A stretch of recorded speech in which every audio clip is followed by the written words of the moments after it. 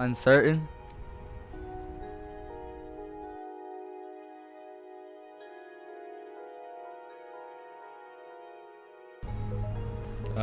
For lack of a better word, nervous, I guess.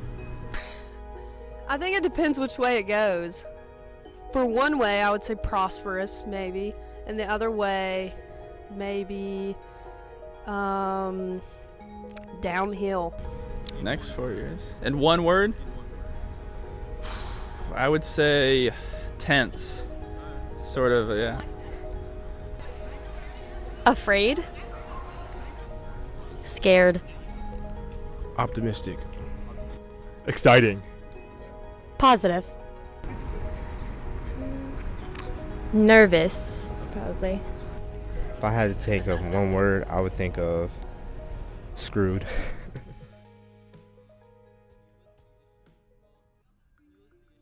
In 2024, Georgia's flagship institution and the nation's oldest public university, the University of Georgia, found itself once again thrust into the center of the fight for the presidency. Historically, Georgia has been a red state, voting Republican 6 of the last 7 elections. The one exception being in 2020 when Georgia flipped blue, voting for Joe Biden.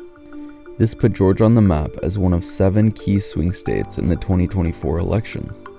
And with young people being key to winning any presidential election, the 41,615 students at UGA was a group that both sides were sure to have their eyes on.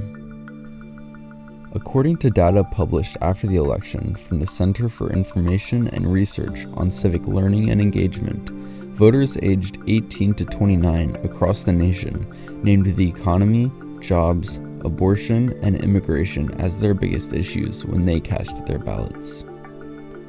But what issues mattered most to UGA students when they were considering who to vote for? Civil rights, women's rights, reproductive issues. Taxes, abortion, economy, and healthcare. Trans rights, abortion is another one. Abortion, economy, genocide. I would say projected strength on the world stage. Immigration would be a big one, and just an overall handling of the economy. Immigration, reproductive rights, environmental protection, and student loan forgiveness. The environment, democracy, the economy, I guess. I would say healthcare, international policy, border policy, foreign war,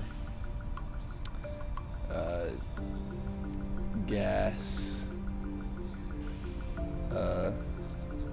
abortion rights. Definitely reproductive rights. That's probably my top one. It's just important to me, especially as a woman, as well as LGBTQ rights.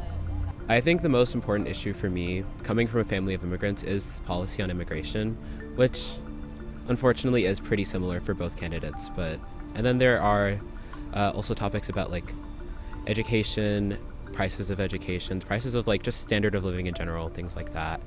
And then there is also the issue of the situation in Palestine and the conflict and what solution there could be, how the violence will end, things like that.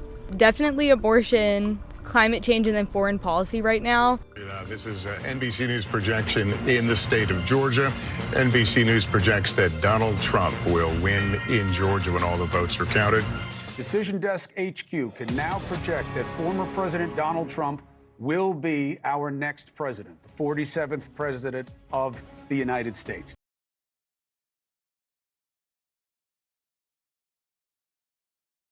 Can you describe how you feel in one word? Worried. Worried. I mean, I was more towards the Democrats. I feel like just because Trump is like a felon, and it just worries me that we would put him into our presidential power again. And And also, I am for like Roe v. Wade. So having like Republican president doesn't really help with that. I feel sort of strongly about that in general. It's finally over. I get why they needed to make it important and a big deal, but after a certain while, I just got super annoyed of seeing all the ads. How do you feel about the next 4 years, knowing who won? Wait, who actually won? I didn't check. Trump won. I mean, I guess I feel all right. I wonder how Trump's going to affect global warming, his issues on that maybe. I don't know if he's pulling us out of like the Paris climate agreement. What's tough is that I think a lot of people could agree with me that the candidates weren't necessarily the most refined. I feel like it's going to be tough.